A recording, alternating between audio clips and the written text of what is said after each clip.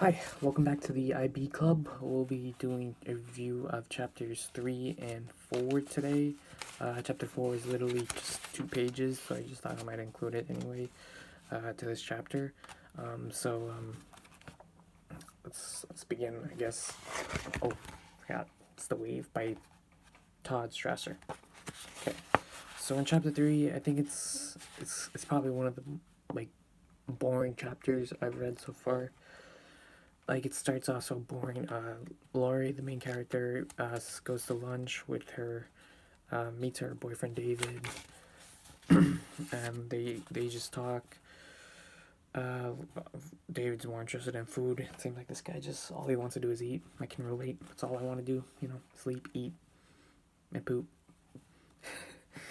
Anyways, um, so what happens is Laurie, David, and two of their friends, Brian, and what's the other girl's name? I forgot the other girl's name. Amy. Sorry.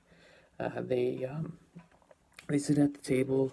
They talk about like high school stuff. Mainly Brian and David are more interested in football because they're on the football team, and Amy and Laurie are more interested about their school paper than the Grapevine. It's like high school talk. They're just chatting about. They also talk about Robert, the loner kid, the kid who's They talk about some of his history, like their mom knows Robert's mom, and that they know that he's not really stupid. That he's actually just an okay kid, and that he just likes to be to himself.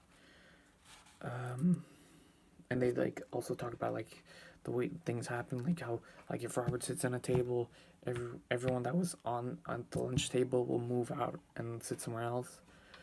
Yeah, and then later, Laura and Amy, they go to the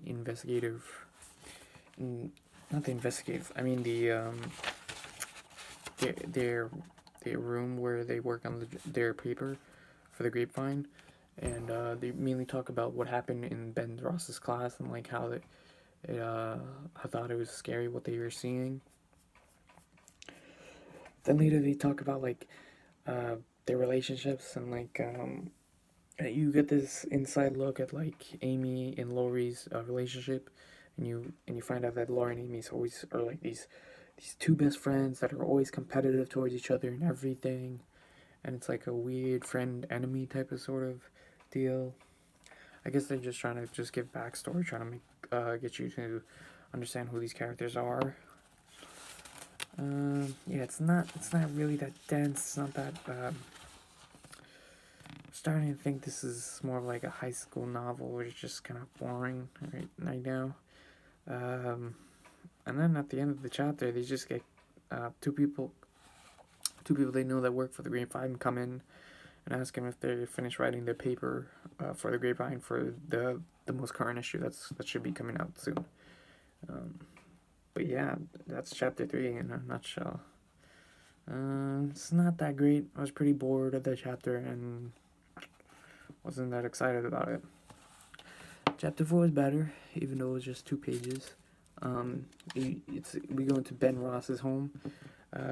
He's there reading books such as The Rise and Fall of the Third Reich, Hitler's Youth, and it's mainly for his he's using it for research papers as well as for his teaching, because he wants to implement something from these books and implement into his teaching methods. And he's speaking to his wife because his wife is mainly trying to talk to him, but he's more focused into his studies and trying to see what he can implement into the classroom, because he was really bothered by the questions, and he felt like he needs to really address the point of what Hitler did, and he thinks he's gonna learn something and might have a good way to express it to the students, and he felt like he didn't give good enough answers to the questions that were asked in his class. So yeah.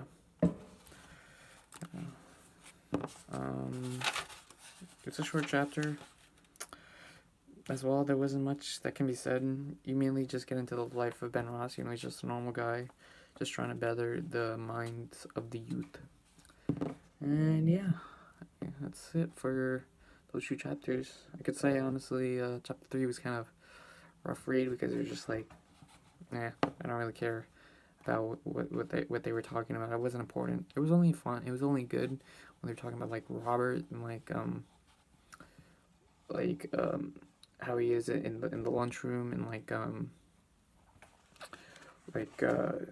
the way he talks and how he acts. Because obviously he seems to be an important character. Otherwise, why would the author spend time speaking about him if he's not even speaking at all in this book so far?